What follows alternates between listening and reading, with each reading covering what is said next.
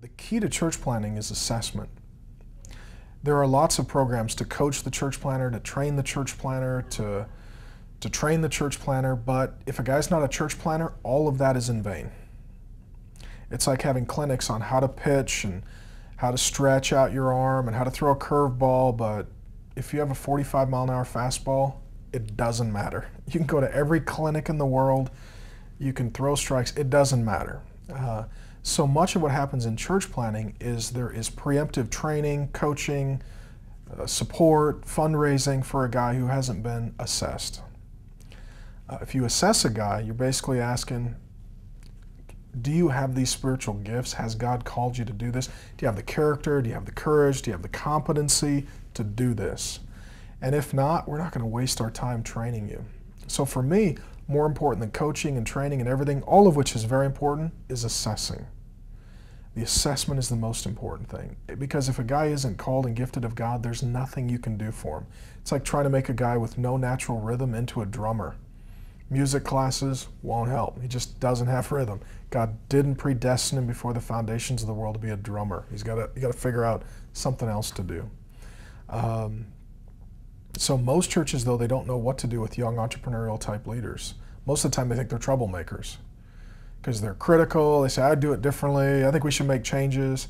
The question is, are they critical or are they leaders? You know, are they young guys who are a little brash and unpolished, but boy, if we assess them and really knew that they were gifted, could we redirect them? I mean, I got a feeling you got around Paul when he was a young guy, or you got around John the Baptist or Elijah. I mean, these dudes seem pretty rough to me. You know, they don't look like church boys, you know, wearing sweater vests and walking around singing love songs to Jesus. I mean, guys like David are well known for their ability to slaughter other men. I've got to think these guys were dudes, heterosexual, win a fight, punch you in the nose, dudes. And the problem in the church today, it's just a bunch of nice, soft, tender, chickified church boys.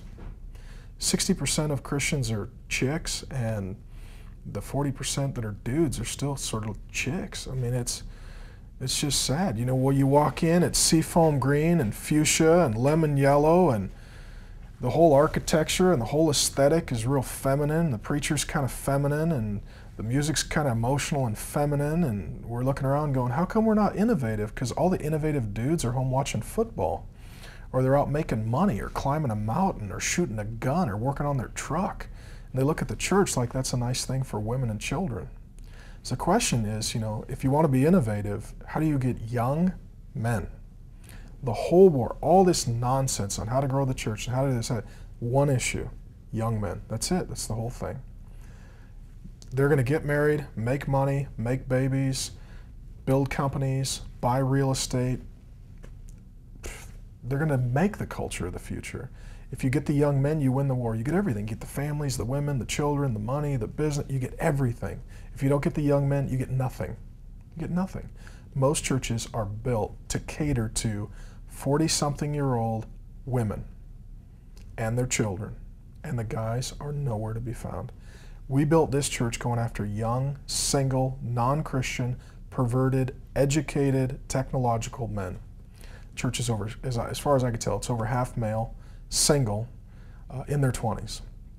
That demographic does not go to church. The least likely people who go to church are 22 to 25-year-old men, least likely.